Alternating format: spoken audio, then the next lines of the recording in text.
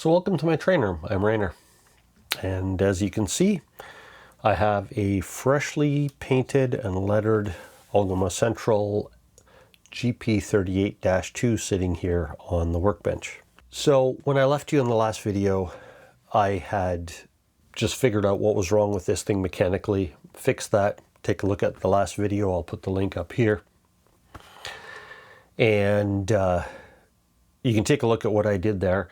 And then I took the shell apart because this thing was originally a Burlington Northern bright green and black locomotive, and I wanted to paint it for Algoma Central. So what I did in the last video, I ended off with that, just showing you that I had the shell all taken apart and I used isopropyl alcohol, cleaned all the paint off of it. Since then, I have obviously painted it, lettered it, put it back together. So let's just take a little jump back and I'll show you some of the process of what I went through to get this thing painted.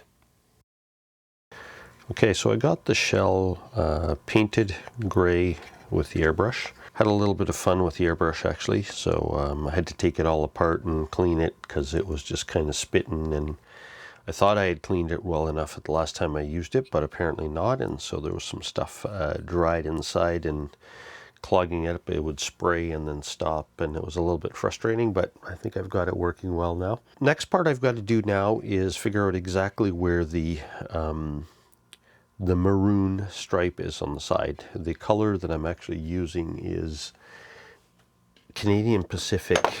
It's labeled as Canadian Pacific Tuscan Red. The CPE Tuscan Red, which looks like a dark burgundy or purple or maroon, is the closest I have found, at least, to the actual Algoma Central colors. And so I painted that, and I masked it out and I painted that with a brush. Now what I did was I put the masking tape on it, and then I gave it a quick coat, quick spray with some Tester's dull coat. The idea being that the dull coat would help seal the edges of the masking tape so I'd get less bleed underneath the masking tape. I brushed that color on, let that dry for at least 24 hours, and then I did the yellow, which is a fun little masking job because it's kind of curved at the edges and everything else, and then I sprayed that with the airbrush with some old Floquil ATSF yellow, which again I found seems to work pretty well. I had a jar of it, so I mixed it up. I had a little bit of diasol and kind of diluted it a little bit, thinned it out a little bit just to work better in the airbrush. And so that is now all dry and ready to go. So now I've got to do the lettering.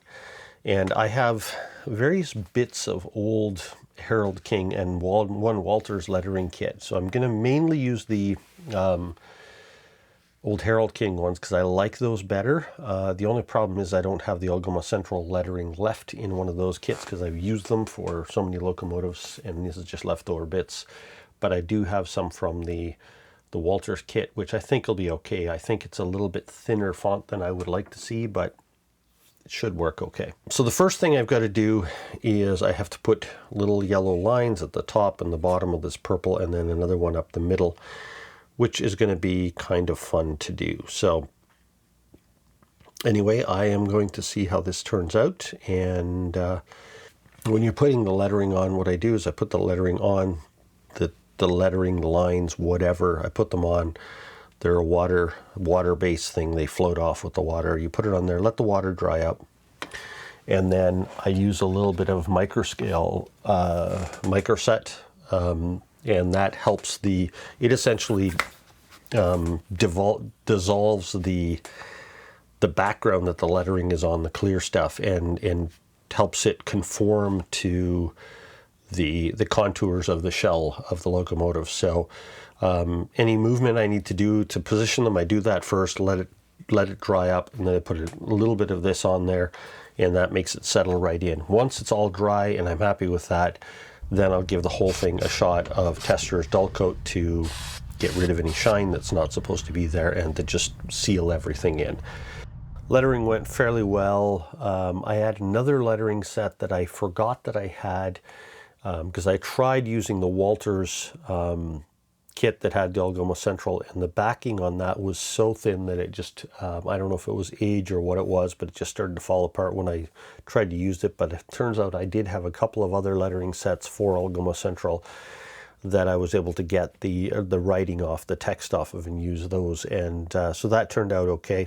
One thing I did change is that the lights, if you look in my last video, when I was running the frame of the locomotive around the track, I had put new LED lights on, and those LED lights were actually a very cool white, kind of a bluish white. And I've used them in some of my other locomotives, but I decided that, well, I suddenly remembered or found that I had actually ordered some warm white LEDs with resistors on them, and I forgot all about it. So anyway, I found those, so what I did was I swapped those LEDs into this instead of the ones I originally had put in there to give it a bit of a warmer light. The headlights are a bit more yellowish that way, just like it would be in an older train engine. So so I swapped those in and tested them out, put the whole thing together, and seems to be running just fine, looking the way I want it to. I still need to put the couplers back on, still need to put the railings on, but the railings are still green in Burlington Northern colors, so I need to repaint all the railings and put those on. I need to put the horns on the top, but at this point the locomotive is painted and it's running. So now I have a GP38 to add to my fleet of Algoma Central Railway locomotives. So that's kind of nice. Anyway, if you guys have any questions, please put them in the comments, and I'll try to do my best to answer them. I have another video coming out shortly where I do a decoder swap into an old Atlas locomotive. I will cover in more detail the wiring for putting a decoder in an old locomotive like this. So if any of you are brand new to it and aren't quite sure, or a little bit afraid of doing it, it's not complicated at all. It's really a pretty simple procedure to swap one of these old DC locomotives to put a decoder in most cases. Some of the Atherns are a little more confusing because of how they've grounded the motor, but a lot of these locomotives are actually really pretty simple. So just look for that in an upcoming video. If you haven't subscribed, please subscribe, and thank you for watching. See you next time.